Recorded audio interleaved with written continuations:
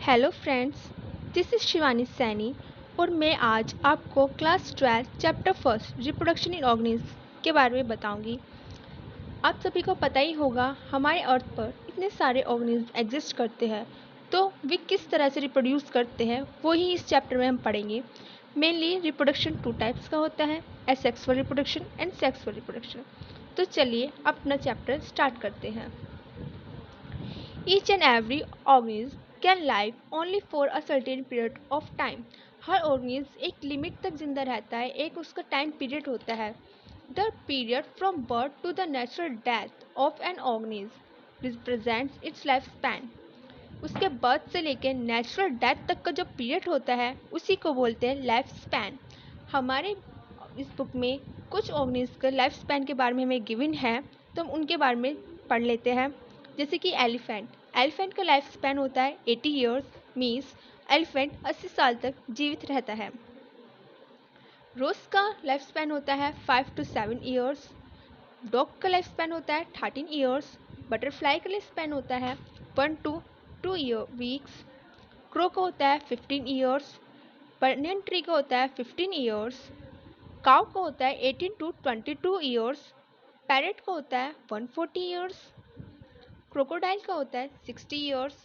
Horse का होता है 25 to 30 ईयर्स।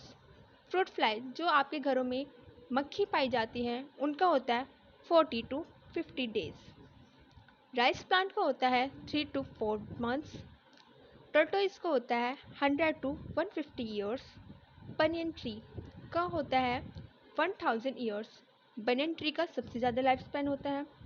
अगर हम किसी भी ऑर्गेनिज्म के लाइफ स्पैन की बात करें तो हम उसके साइज से उसको कंपैरिजन नहीं कर सकते। लाइक दैट, अगर हम क्रो एंड पैरेट की बात करें, जो क्रो एंड पैरेट का जो साइज़ होता है लगभग सेम ही होता है, लेकिन अगर हम उसके लाइफ स्पैन की बात करें तो उसमें बहुत ज़्यादा डिफरेंस देखने को मिलता है।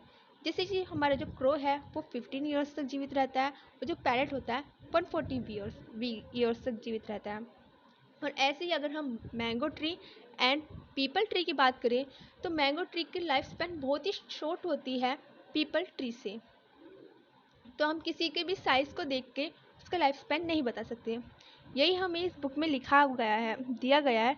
You may note that life span of organism are not necessary correlated with their size. The size of crows and parrots are not very different, yet their lifespan show a wide difference. Similarly, a mango tree has a much shorter lifespan as compared to a peepal tree. Whatever be the lifespan, death of every individual organism is certainly, her individual की death बहुत निश्चित है। जिसने जन्म लिया है उसे मरना तो होगा ही, तो हर ऑर्गेनिज्म की डेथ होती है। नो इंडिविजुअल इज इमॉर्टल, कोई भी इंडिविजुअल इमॉर्टल नहीं है। इमॉर्टल मीन्स अमर नहीं है, लेकिन हमारे पास कुछ एक्सेप्शनल केसेस है जिसमें हम कह सकते हैं कि इमॉर्टल है। जो लाइफ स्पैन है सिंगल सेल अमीबा का, वो क्या है, इमॉर्टल है। मतलब अमीबा की कभी भी नेचुरल डेथ नहीं होती। ये हम इस फिगर से समझ सकते हैं। ये हमें फिगर दे रखी है अमीबा की। अमीबा जो है उसकी नेचुरल डेथ नहीं होती, उसमें सिर्फ सिंपली क्या होता है, जो अमीबा होता है वो ही दो टोटल सेल्स में डिवाइड हो जाता है। सो पेरेंट ही जो है वो पेरेंट ही दो टोटल सेल्स बना देता है और ऐसी उसकी पॉपुलेशन बढ़ती रहती है, उनकी नेचुरल डेथ नहीं होती। इसलिए हम कहते हैं जो अमीबा है वो इमॉर्टल है, सिंगल सेल ऑर्गेनिज्म इमॉर्टल होते हैं। इसमें हमारी एनसीईआरटी बुक में एक क्वेश्चन भी गिवन है, हैव यू हाउ वर्स number of plants and animal species have exist on earth for several thousand of years. It means कि 1000 ईयर्स से हमारे अर्थ पे कितने एनिमल्स एंड प्लांट्स एग्जिस्ट कर रहे हैं। तो over 7 million species have exist on earth, 7 million species हमारी अर्थ पर एग्जिस्ट करती है। Thank you friends for watching this video. If you like and this is helpful for you, please subscribe it. Thank you so much.